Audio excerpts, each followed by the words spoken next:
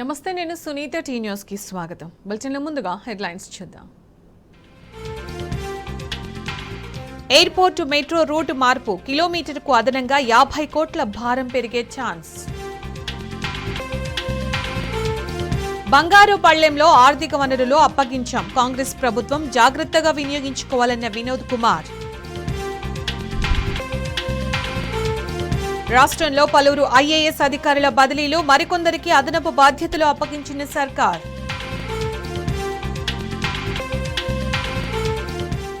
ఉచిత బస్సు ప్రయాణంతో రోడ్డున పడ్డాం, ప్రభుత్వమే తమను ఆదుకోవాలంటున్న ఆటో డ్రైవర్స్.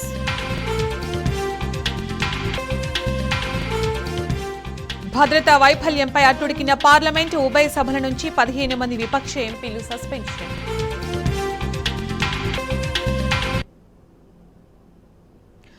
సమైక్య రాష్ట్రంలో ఉపాధి లేక, ఉపాధి చూపించే వాళ్లు లేక చెట్టుకొకరు పుట్టకొకరుగా వెళ్లిపోయారు గౌడ కులస్తులు. కొందరేమో పొట్ట చేత పట్టుకుని గల్ఫ్ బాట పడితే, మరికొందరు వృత్తిని వదిలి దొరికిన పని చేసుకున్నారు. కానీ తెలంగాణ రాష్ట్రం వచ్చిన తరువాత గీత కార్మికుల కష్టాలు తొలగిపోయాయి. గత బీఆర్ఎస్ ప్రభుత్వం వారికి దారి దీపమైంది. హరితహారంలో భాగంగా ఈత వనాలను పెంచింది. ఈ ఈత వనాలే ఇప్పుడు గీత కార్మికుల రాత మార్చాయి. ఏళ్ల వయసులో ఆయనకు వచ్చిన ఆలోచన ఆయన్నే కాదు, ఆయన కుటుంబానికి ఆసరాగా నిలుస్తోంది. గతంలో గల్ఫ్ వెళ్ళొచ్చిన అతను రాష్ట్ర ప్రభుత్వ సహకారంతో హరితహారంలో భాగంగా కొన్ని మొక్కలు నాటారు. మరి ఏం మొక్కలు నాటారు, అవి ఎలా ఉపాధినిస్తున్నాయి, కుటుంబ సభ్యులకు ఎలా ఆసరా ఉంటుంది, ఒక్కసారి ఆయన మాటల్లోనే తెలుసుకుందాం.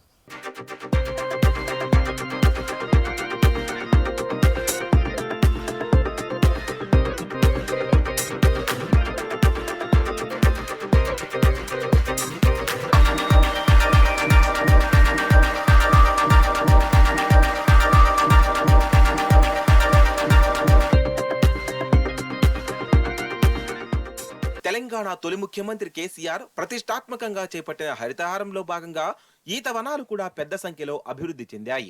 జగిత్యాల రూరల్ మండలం అంతర్గాం గ్రామంలో 2016లో ఈత వనాల పెంపకానికి శ్రీకారం చుట్టారు. 7 ఎకరాల్లో సుమారు 4800 ఈత మొక్కలు నాటారు. ఒక్కో మొక్కకు 25 రూపాయలు వెచ్చించి సిద్దిపేట నుండి తెప్పించారు.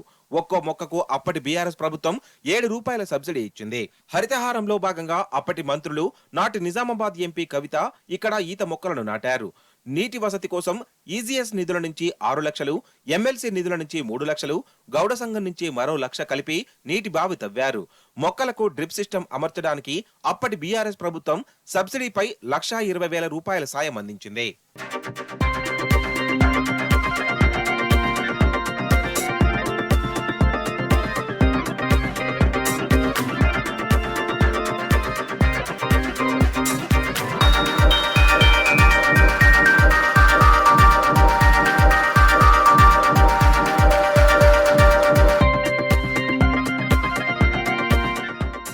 మొక్కలు నాటడం ఒక ఎత్తు, వాటిని జాగ్రత్తగా సాగుతూ పెంచి పెద్ద చేయడం మరొక ఎత్తు. ఈత మొక్కలు పెరిగిన తర్వాత వాటిని సంరక్షించుకోవడం చాలా ముఖ్యం. అంతర్గాం గ్రామంలో 110కి పైగా గౌడ కులస్తులు కుటుంబాలున్నాయి. వారంతా 5 ఏళ్లు కంటికి రెప్పలా కాపాడిన ఫలితంగానే నేడు ఈత మొక్కలు పెరిగి వారికి ఉపాధి లభిస్తుంది. ప్రస్తుతం కొత్త ఈదుల నుండి కళ్ళు పారుతోంది. ఇటీవలే ఎల్లమ్మ బోనాలను ఘనంగా నిర్వహించుకుని ఈత వనాలను ప్రారంభించుకున్నారు. 110 గౌడ కుటుంబాలకు గాను ఒక్కొక్కరు 10 చెట్లు పంచుకున్నారు. ఒక్కో చెట్టుకు 4 నుండి 5 లీటర్ల కళ్ళు లభిస్తోంది. ఒక్కొక్కరు రోజుకు 1000 రూపాయల వరకు సంపాదిస్తున్నామని గీత కార్మికులు ఆనందం వ్యక్తం చేస్తున్నారు. అయితే ఉపాధి కోసము ఇంటి దగ్గరనే 6 గుంటల ల్యాండ్ ఖాళీగా ఉన్నది కాబట్టి 3 సంవత్సరాల క్రితం ఇప్పుడు చూసిన మొక్కలు ఇవి 3 సంవత్సరాలు అవుతున్నాయి ఇవి పెట్టి. దాదాపు ఇప్పుడు వరకు నేనే గుంతలు తోడుకున్నా, నేనే చెట్లు తెచ్చుకున్నా, పెట్టుకున్నా. 70,000 దాకా కైకిళ్ళు, ఇంత అడుగు మంది వేయడము, గుంటలు తోడడం, వాటర్ పట్టడం, 70,000 దాకా ఈ 3 సంవత్సరాల ఖర్చు వచ్చింది. ఇవి ఎదగాలని అని అంటే ఇంకో 4 సంవత్సరాలు కావాలి. ఇక ఎప్పటికప్పుడు క్లీనింగ్ చేసుకుంటూనే ఉండాలి. ఎందుకంటే కింద గడ్డి గాలి తలిగేటట్టు మంచిగా విశాలంగా ఉంచుకోవాలి. ఇంకో 4 సంవత్సరాల వరకు గీతకు వస్తాయి. 6-7 సంవత్సరాల చెట్లు అయితే బలంగా ఉంటాయి. అందుకోసమే ఉపాధి కోసం ఈ మొక్కలు ఉన్నాయి. ఇప్పుడు ఈ ల్యాండ్లో 6 ఫీట్లకు ఒక మొక్క పెట్టిన, కాకపోతే మొత్తం 170 చెట్లు పెంచుకుంటున్నా. ఈత వనాల ద్వారా ఎందరో గీత కార్మికులు ఉపాధి పొందుతున్నారు. హాయిగా కుటుంబాన్ని పోషించుకుంటున్నారు. ఒకప్పుడు పొట్టకూటి కోసం గల్ఫ్ బాట పట్టిన గౌడ కులస్తులు ఇప్పుడు స్వగ్రామానికి తిరిగొచ్చి ఉపాధి పొందుతున్నారు. అంతర్గాం గ్రామంలోని ఈతవనం రాష్ట్రంలోని ఎన్నో జిల్లాలు, గ్రామాలకు ఆదర్శంగా మారింది. ఎంతో మంది ఇక్కడకు వచ్చి ఈతవనం పెంచుతున్న తీరును పరిశీలించి వెళ్తున్నారు. 2 ఏళ్ల కిందట అప్పటి మంత్రి హరీష్ రావు కూడా సిద్దిపేట నియోజకవర్గంలోని పలు గ్రామాల నుంచి గౌడ కులస్తులను ఇక్కడికి పంపి ఈతవనాల పెంపకంపై అవగాహన కల్పించారు. 20 రోజులకు ఒకసారి వాటర్ అందిస్తున్నా. ఎప్పటికప్పుడు కింద చెత్త లేకుండా విశాలంగానే ఉంచుకుంటున్నా. ఇప్పుడు చూస్తున్నా ఎంత క్లీనింగ్ చేసినాయి. సంవత్సరం 4 సార్లన్నా దీన్ని మొత్తం గడ్డితోటి సహా మట్టతోటి సహా క్లీనింగ్ చేసుకుంటూ వెళ్ళాలి. పట్ట భూములల్లో చెట్లు ఉండడం లేదు, మళ్ళీ ఒకటి కాలిపోవడము, మళ్ళీ ఊరు బయట నాకు చెట్లు ఉన్నాయి దాదాపు 4 కిలోమీటర్లు 5 కిలోమీటర్లు దూరం పోయి గీసుడు, ఆ పొలాల రోడ్ల మీదకి వెళ్ళి పోవుడు, వృద్ధాపాయంలో అది అక్కరకు రాదు, అవి ఆగయి కూడా, అవి పోతాయి కూడా ఉండయి. అందుకోసమే ఉపాధి కోసం వృద్ధాపాయంలో 1 2 ఇంత ఉపాధి ఉంటుందని ఈ చెట్లు పెట్టుకున్నా. అంతర్గాం గ్రామం ఈత కల్లుకు బాగా ఫేమస్. జగిత్యాల జిల్లా కేంద్రానికి కిలోమీటర్ దూరంలోనే ఉంది ఈ పల్లె. చుట్టుపక్కల గ్రామాలు, మండలాల నుంచి కూడా కల్లు ప్రియులు ఇక్కడికి వస్తుంటారు. అప్పటి బీఆర్ఎస్ ప్రభుత్వం తమకెంతో ప్రోత్సాహం అందించిందని, కేసీఆర్ సహకారం వల్లే ఇవాళ తమ కుటుంబాలు గడుస్తున్నాయని గౌడ కులస్తులు చెప్తున్నారు. ఇది కంటిన్యూ ఒక జాబ్ లెక్క నడుస్తుంది నాకు. నేను గర్వంగా ఉన్నా ఈ చెట్లు పెంచడానికి. మీరు కూడా దీని ఆలోచన ఉన్నోళ్ళు 2 గుంటలు 1 గుంట ఉన్నా కానీ 10-20 మొక్కలు మొలుస్తాయి పెంచుకుంటే. అందుకనే ఈ ఆలోచనతోటి ఈ చెట్లు పెట్టిన. మీరు చూసే మొక్కలు ఇవి 3 సంవత్సరాల మొక్కలు. జగిత్యాల జిల్లా కొరుట్ల నియోజకవర్గంలోని నాగులపేట గ్రామంలో కూడా 8,000 ఈత మొక్కలు నాటారు. ఇప్పుడు ఆ ఈత చెట్లు ఏపుగా పెరిగి కల్లును ఇస్తున్నాయి. కొరుట్ల చుట్టుపక్కల గ్రామాలతో పాటు ఇతర ప్రాంతాల వారు నాగులపేట గ్రామానికి వచ్చి ఈత కల్లు సేవిస్తున్నారు. ప్రస్తుత ఈత వనంతో తమకెంతో ఉపాధి లభిస్తోందని నాగులపేట గౌడ సోదరులు హర్షం వ్యక్తం చేస్తున్నారు. తెల్లవారుజాము నుంచే ఈతవనంలో సందడి మొదలవుతుంది. పొద్దున్నే గౌడన్నలు కల్లు కుండలు కిందికి దింపుతారు. కల్లు ప్రియులు కూడా ఉదయం 7 ఈతవనంలో వాలిపోతారు. హరితహారంలో భాగంగా ఈత మొక్కలు నాటడం వల్లే అవి ఇవాళ తమకు అన్నం పెడుతున్నాయని గీత కార్మికులు సంతోషంగా చెప్తున్నారు. కళ్ళు మంచి కొబ్బరి నీళ్ళ లెక్క మంచిగా ఈత కళ్ళు మంచిగా ఉంటుంది. తాగినా కానీ మంచి చేత పనిచేస్తాడు. ఏదో 3 కిలోమీటర్ దూరం పోయి 4 కిలోమీటర్ దూరం పోయి గీసడానికి సాధన అవుతలేదు. మనిషి ఏదో ఇంటికాడ లాన్లో పెట్టుకున్నాడు, గీయడానికి మంచిగా ఉన్నది. చేత సుత మంచిగా చేస్తాడు, కష్టపడుతున్నాడు, కష్టజీవి. ఇట్లా మంచిగా ఉంటుంది కళ్ళు. కోట్ల జగతల నుంచి వస్తారు, మంచి చేత మంచిగా ఉంటుంది, కళ్ళు మంచిగా ఉంటుంది కాబట్టి వచ్చి తాగిపోతారు, తీసుకుపోతారు సుత ఇంటికి. గీసుడు సుత గౌన్లు సుత బాగా తక్కువ అయిపోయినారు, వాళ్ళు గీస్తలేరు చక్కగా. ఈ మనిషి చేత కాకుండా గీస్తుండు, మంచిగా పని చేస్తుండు, మంచిగా కళ్ళు సుత మంచిగా ఉంటుంది. ఆయనకున్న 6 గుంటల భూమిలో 170కి పైగా ఈత మొక్కలు నాటారు. అవి ప్రస్తుతము కోత దశలో ఉంది. మొత్తంగా ఆయనకు వచ్చిన ఆలోచన, ఆయన సొంత భూమిలో హరితహారంలో భాగంగా ఈ ఈత మొక్కలు నాటి ప్రస్తుతం సక్సెస్ అయ్యాడు. అవి కోత దశలో ఉన్నాయి. మొత్తంగా ఆయనతో పాటు ఆయన కుటుంబానికి సైతం ఈ 60 ఏళ్ల వయసులో మొత్తంగా ఆసరగా నిలవనుంది ఈ ఈతవనం. ఇప్పటికే రాష్ట్ర సర్కారు ఈతవనం పేరుతో ఎన్నో మొక్కలు నాటింది. అవన్నీ కూడా సక్సెస్ అయ్యాయి. ఇది మోహన్ రావుపేటకు చెందిన గంగారాం గౌడ్ విజయగాథ. కెమెరా పర్సన్ మనోజ్ కుమార్తో సందీప్ రావు, టీ న్యూస్, జగిత్యాల జిల్లా. తెలంగాణ అసెంబ్లీ స్పీకర్గా గడ్డం ప్రసాద్ కుమార్ ఏకగ్రీవంగా ఎన్నికయ్యారు. ప్రసాద్ కుమార్ ఒక్కరే నామినేషన్ దాఖలు చేయడంతో స్పీకర్ ఎన్నిక ఏకగ్రీవమైనట్లు అక్బరుద్దీన్ అసెంబ్లీలో ప్రకటించారు. స్పీకర్గా ప్రసాద్ కుమార్ను 23 మంది సభ్యులు ప్రతిపాదించారు. నూతనంగా ఎన్నికైన ప్రసాద్ కుమార్ను అధికార, ప్రతిపక్ష సభ్యులు స్పీకర్ చైర్లో కూర్చోబెట్టి శుభాకాంక్షలు చెప్పారు. రాష్ట్ర అసెంబ్లీ స్పీకర్గా వికారాబాద్ ఎమ్మెల్యే గడ్డం ప్రసాద్ కుమార్ ఏకగ్రీవంగా ఎన్నికయ్యారు. శాసనసభ స్పీకర్ పదవికి గడ్డం ప్రసాద్ కుమార్ ఒక్కరే నామినేషన్ దాఖలు చేశారు. ఆయనకు బీఆర్ఎస్, బీజేపీ, సిపిఐ మద్దతు పలికాయి. దీంతో స్పీకర్గా గడ్డం ప్రసాద్ కుమార్ ఏకగ్రీవంగా ఎన్నికైనట్లు ప్రొటెం స్పీకర్ అక్బరుద్దీన్ ఓవైసీ ప్రకటించారు. అనంతరం ముఖ్యమంత్రి రేవంత్ రెడ్డి, డిప్యూటీ సీఎం మల్లు భట్టి విక్రమార్క, మాజీ మంత్రి ఎమ్మెల్యే కేటీఆర్ కలిసి గడ్డం ప్రసాద్ను తోడుకొని వెళ్లి శాసనసభాపతి స్థానంలో కూర్చోబెట్టారు. పుష్పగుచ్చాలు అందజేసి శుభాకాంక్షలు తెలియజేశారు. శాసన సభాపతిగా ఎన్నికైన గడ్డం ప్రసాద్ 1964లో వికారాబాద్ జిల్లా మర్పల్లి గ్రామంలో దళిత కుటుంబంలో జన్మించారు. తాండూరులో ఇంటర్మీడియట్ వరకు చదువుకున్నారు. తొలుత ఎంపీటీసీగా గెలిచి ఆ తర్వాత ఎంపీపీగా సేవలందించారు. 2008 ఉప ఎన్నికల్లో వికారాబాద్ నియోజకవర్గం నుంచి కాంగ్రెస్ తరపున పోటీ చేసి తొలిసారి ఎమ్మెల్యేగా గెలుపొందారు. 2009లో రెండోసారి గెలుపొంది 2012లో కిరణ్ కుమార్ రెడ్డి మంత్రివర్గంలో చేనేత చిన్న తరహా పరిశ్రమల శాఖ మంత్రిగా సేవలందించారు. ఇటీవల జరిగిన ఎన్నికల్లో మరోసారి వికారాబాద్ నుంచి ఎమ్మెల్యేగా విజయాన్ని అందుకుని స్పీకర్గా ఎన్నికయ్యారు. శాసనసభలో స్పీకర్కు ధన్యవాద తీర్మానంపై తొలుత ముఖ్యమంత్రి రేవంత్ రెడ్డి ప్రసంగించారు. స్పీకర్ ఎన్నికకు సహకరించిన పార్టీలకు ధన్యవాదాలు తెలిపారు. శాసనసభ తొలి రోజే మంచి సంప్రదాయానికి నాంది పలికిందని, భవిష్యత్తులోనూ ఇదే సంప్రదాయం కొనసాగాలని ఆకాంక్షించారు. రాష్ట్ర ప్రజల ఆకాంక్షలను సభ ద్వారా నెరవేరుద్దామని కోరారు. మంత్రిగా ప్రసాద్ చేసిన సేవలను గుర్తు చేశారు. డిప్యూటీ సీఎం మల్లు బట్టి విక్రమార్క, మంత్రులు శ్రీధర్ బాబు, పొంగులేటి, తుమ్మల, సీతక్క, కొండా సురేఖతో పాటు పలువురు కాంగ్రెస్ ఎమ్మెల్యేలు విషయం చెప్పారు. సభా అధ్యక్షుడిగా